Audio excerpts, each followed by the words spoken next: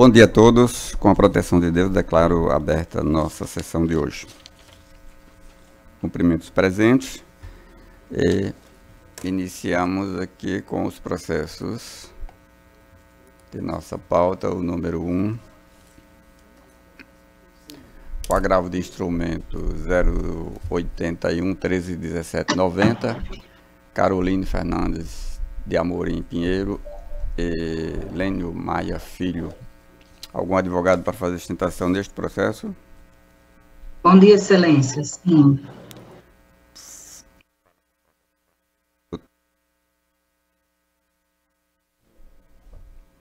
A doutora fala pela parte agravante ou pela parte agravada?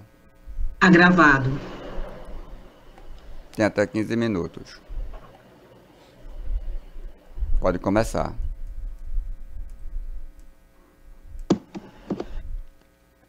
Excelentíssimo senhor desembargador relator, um bom dia a todos. Eu vou tentar ser o mais sucinta possível em relação a esse agravo de instrumento, para que seja verificado o real interesse da menor, que é a maior destinatária de toda a prestação jurisdicional. Esse agravo de instrumento ele foi interposto em face de uma decisão da terceira vara de família da comarca de Mossoró, que por questão de cautela... A doutora fala pela parte agravante ou pela parte agravada? Agravada. Tem até 15 minutos. Pode começar. Doutora, pode continuar. Foi o sistema de gravação aí que repetiu. Ah, eu ouvi repetido, realmente. Posso falha do né? sistema aí. Pois não. Então, voltando, né?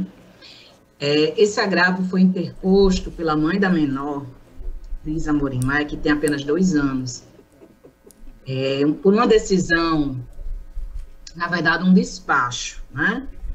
Que foi proferido pelo juiz de direito da terceira vara de família da comarca de Mossoró, foi estabelecido que ela não mudasse o domicílio da criança enquanto não fosse averiguado realmente qual seria o melhor interesse para ela em relação à questão da guarda, convivência e etc., porque tanto a guarda como a convivência ainda eram objetos controvertidos nos autos principais. O que acontece? Ela interpôs o agravo de instrumento, né, a agravante, a senhora Caroline, para não só ter a guarda unilateral da criança, como também poder se mudar para a cidade que ela pretendia. Nesse interim, foi realizado um estudo social nos autos de origem, e aí foi constatado que, de fato, a criança, né, a menor, a real interessada de todo o conflito, ela sempre teve mais convivência e tem um vínculo afetivo muito mais forte com o pai e com a família do pai, com os avós paternos, do que com a própria mãe. Sendo que, em razão da decisão desse excelentíssimo juízo, né, no sentido de suspender os efeitos da decisão que vedava, ou pelo menos determinava que, por enquanto, não se procedesse a essa mudança de domicílio, né, até porque a criança já tinha o ano letivo inteiro matriculado numa escola aqui em Mossoró, o pai mora aqui, os avós moram aqui, a família dela está aqui. Então, em razão dessa decisão, pouco tempo depois, ela mudou o seu domicílio. Veja que a justificativa para que ela se mudasse seria a questão de que ela não poderia realmente ser prejudicada em razão disso. Mas a questão é que o fato dela estar convivendo com outra pessoa e de estar grávida, enfim, isso não representa ou significa que seja o melhor interesse da criança. Porque, na verdade, hoje a situação, conforme conversas e documentos juntados, está uma situação muito delicada porque a criança foi residir em outro estado, uma criança que frequentemente estava na casa dos avós, dormindo com os avós, e lá ela tem apenas a mãe. Então, quando a mãe viaja, que não é raro de acontecer, como seu atual companheiro, ela fica sob os cuidados da mãe do atual companheiro da agravante. Então, isso tem gerado grande aflição, e foi exatamente por isso que no processo de origem foi requisitado que aguardasse o estudo social e aguardasse também o estudo psicológico e instrução para que fosse aferido de que forma seria melhor para a Liz, porque, na verdade, o que o agravado quer é justamente isso. Nada impede, lógico, que ela conviva, mantenha a convivência com outra pessoa ou trabalhe, até porque no próprio estudo social, ela diz que trabalha em home office, então não necessariamente ela precisa estar lá para desenvolver essa atividade que ela adquiriu na empresa da sogra, né? A partir de julho. Então, assim, realmente, o que é que o agravado entende? Ele entende que, de fato, o seu direito de convivência está sendo prejudicado, porque agora, com essa mudança, não só diminuíram os momentos de convivência que eles tinham diariamente, né? Ele sempre ia pegar a criança na escola, passava um pedaço, jantava, almoçava, ia deixar, porque eles moravam próximo um do outro. Então, tinha toda essa facilidade. Da mesma forma, a avó. Então, a criança hoje, ela só vê o pai a cada 15 dias. E ainda assim, em algumas situações, a mãe quer combinar alguma coisa para que isso seja protraído por mais um final de semana. Então, teve ocasiões já da criança passar 3 finais de semana sem ver o pai. Então, isso realmente está sendo muito prejudicial, não só para o pai, né, porque está sentindo esse distanciamento, como também a avó paterna, que foi quem desde sempre cuidou, não só da menina, como da própria mãe da menina, quando ela deu à luz, foi ela quem deu todo o suporte, porque realmente a agravante nunca quis a companhia ou o vínculo com a família dela em si. Então, o que acontece? Veja que Liz, hoje, que é a menor, ela está numa situação em que ela mora com estranhos. A única pessoa que tem lá é a mãe. E a mãe, pelo menos, acredita-se que passe o dia fora de casa trabalhando. Então, essa criança fica o quê? Com pessoas que são estranhas para ela. Então, realmente, o escopo do agravado é que aqui não se tome decisões que possam vir a gerar um problema maior para a criança. Então, entende-se que é necessário realmente que se conclua essa fase de instrução processual para verificar. Então, já existem indícios, o próprio estudo social já fez a análise do local onde ela morava aqui, do local onde o pai, que é o agravado, mora, da avó. Então, fez toda uma análise e ela realmente percebeu, a assistente social, que o vínculo da criança é muito mais forte com o pai e com a família do pai, o que é natural, porque ela nasceu e se criou no seio dessa família, né? Então, hoje ela vive uma situação totalmente diferente, não sei como está a cabeça dessa criança, porque realmente ainda não foi realizado um estudo psicológico em relação a ela, porque em razão da decisão que foi proferida por este juízo, no sentido de suspender os efeitos da decisão que impedia a mudança, ela se mudou, está morando na casa da sogra, né, que é a pessoa que hoje cuida da menina, né, e o que acontece?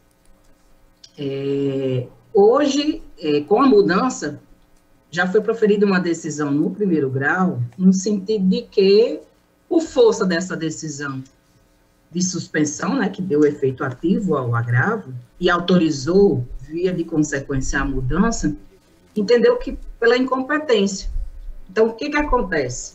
O processo lá deveria ter aguardado o desfecho do agravo de instrumento para que fosse tomada alguma decisão definitiva. Porém, o que aconteceu foi que, realmente, o processo de primeiro grau, o juiz já se declarou incompetente em razão da mudança de domicílio, que ela já fez, com base na liminar, e isso realmente não atende, em nenhum modo, ao melhor interesse da criança. Atende, sim, ao interesse da agravante, que eu compreendo, e o agravado também compreende, que queira estar perto do seu companheiro, mas não podemos deixar de observar que, no processo, o que está em jogo não é a facilitação da vida da mãe ou do pai, e sim o direito de convivência e a felicidade e a vida de Liz, da menor. E é por isso que o agravado pugna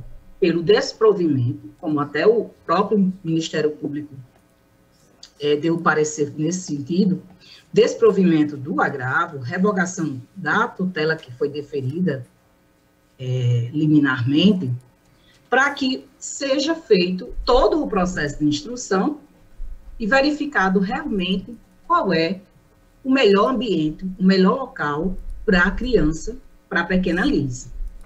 Então, é isso que nós pedimos de Vossas Excelências e aguardamos a manutenção daquela decisão recorrida com a revogação da decisão proferida inicialmente aqui nesses autos, para realmente impedir ou retornar ao status quo ante e ser verificado em instrução processual o melhor interesse da criança. É o que requer o agravado. Obrigada, Excelência.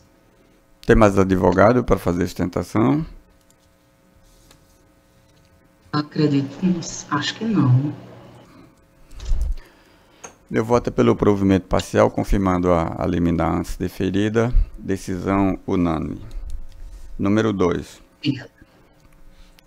Agravo de instrumento 081, 24, 57, 62. Arthur Barbalho Rodrigues dos Santos e outros, Unimed Natal. Advogado Dr. Bruno fará a sustentação. Estão julgados virtualmente. Dr. Bruno tem um outro processo, que é o 8. Neste, a Unimed é a apelante e Letícia de Oliveira apelada. O voto da relatora é pelo desprovimento, de acordo? Processo julgado à unanimidade.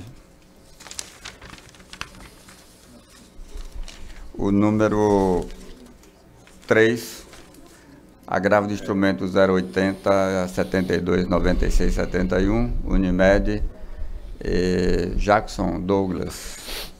Dr. Renato, neste... Ele é o agravado, né? Ele é o agravado. E o voto do relator é pelo desprovimento do agravo. Tem divergência minha, mas a maioria é em agravo, a maioria pelo desprovimento. De acordo? De acordo, Excelência. Muito obrigado. O 4 é a mesma coisa. Mesma coisa, é o mesmo relator e a mesma proclamação. Certo? Só que ele é agravante. Tá. Então, ele é o agravante, o 4. É. Só um instantinho que eu vou olhar, doutor Luiz Alberto.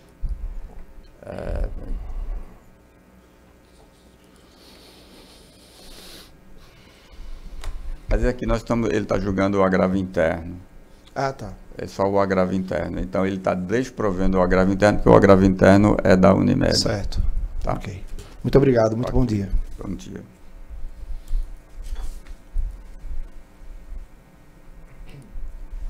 Número 5,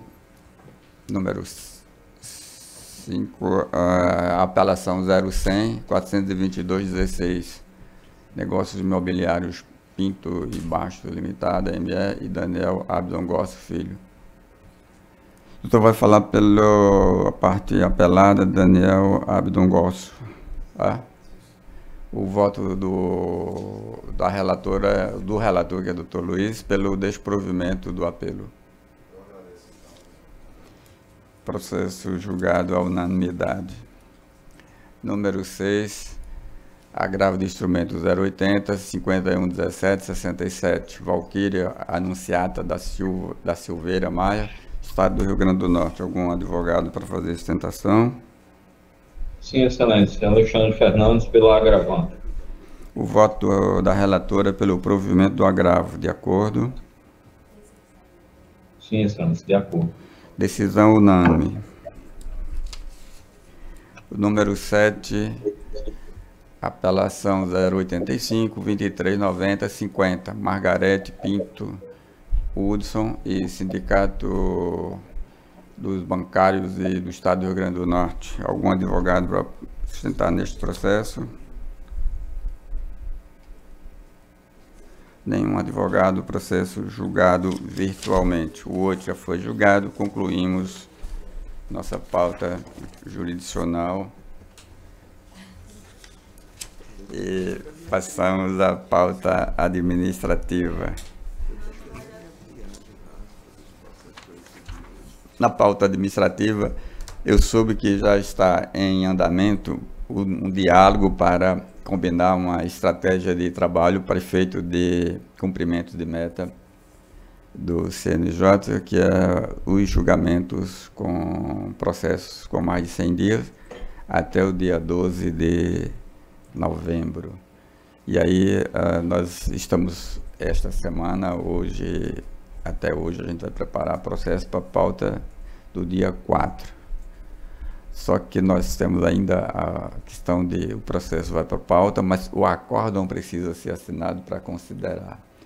Como eu verifiquei que todos os relatores têm processo com mais de 100 dias, o que muda é a quantidade. Então, nós vamos ver se a gente consegue diminuir consideravelmente, ou aqueles que têm menos, talvez se julgar os processos com mais de 100 dias. A proposta é simples. A sessão virtual começará no dia 11, para terminar no dia 14, porque 15 é feriado. Seria encerrado no dia 15. Então, se a gente conseguir votar tudo no dia 11, ou até antecipadamente para esses processos virtuais, é possível a gente encerrar a pauta no dia 12, a virtual. E a do dia 12, a gente ainda não sabe quantos processos terão. Também, dependendo do número, seria possível a gente votar no dia 12 para encerrar no dia 12 e a gente assinar os acordos para no dia 13 o sistema já dar por excluídos aqueles processos julgados. Minha preocupação ficou nos processos com ampliação de quórum, mas a redação de ata, nossa equipe de redação de ata, disse que fará um apelo para os colegas convocados proferirem o voto também nesses 2 dias, porque todas as 3 câmaras estão com o mesmo empenho.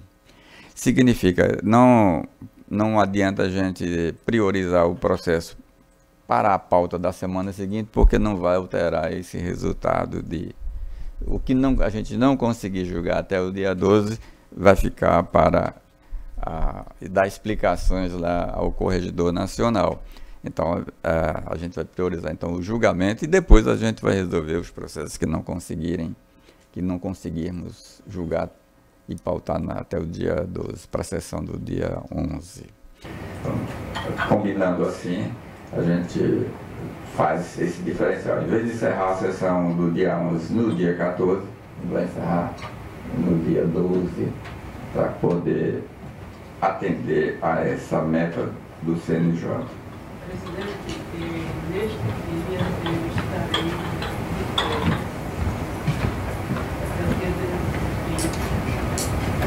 Tá, então eu não sei como a desembargadora pode programar, porque os processos virtuais poderão ser julgados. E aí você precisará só assinar o acordo. Ele pode assinar de férias. Não há problema não, porque o processo é julgado virtualmente, o acordo pode ser de férias. Ficará pendente se tiver um processo seu presencial para o dia 12, que aí com sustentação oral, porque aí não será possível fazer. Mas a nossa pauta é o menor, né? É o menor volume. É o menor número. Aí só falta combinar depois com a desembargadora Sandra, que está de férias hoje, para ela fazer também essa mesma programação e conseguir diminuir os processos que ela tem com mais de 100 dias. Cada um tem sua estratégia. Isso aí, vai. Ok, então, administrativamente, isso aí nós temos aqui o doutor Herbert, que encerra a participação dele, porque no dia 29 ele não quer vir não aqui. Eu venho. Então não é hoje que encerra, não. Então tem mais uma. Tem mais uma? É dia 29. Eu vou saber direitinho. Será que até dia 29? Sem problema. A segunda. A terça-feira é dia de sessão presencial, 29. Tá bom. Então, vamos lá. Temos ainda aqui uma moção de congratulações, passagem de aniversário natalício do desembargador Ivan Meira Lima, figura sensacional, espetacular, tenho o maior carinho por ele. 90 anos. Completará dia 23, hoje, completa hoje, dia 23, 90. Hoje é 22, amanhã, desculpa. Amanhã, dia 23, 90 anos. Ele é do mesmo ano do desembargador Deusdedito, que completou 93, dia 18, diferença de poucos dias. Excelência. Merece Merece. todo o carinho e apreço que... Bem associo à proposição, Vossa Excelência. Doutor Luiz, alguma proposição? Embargadora Berenice. Ótimo. Então, agradecendo a todos e desejando uma ótima semana, declaro encerrada a sessão de hoje.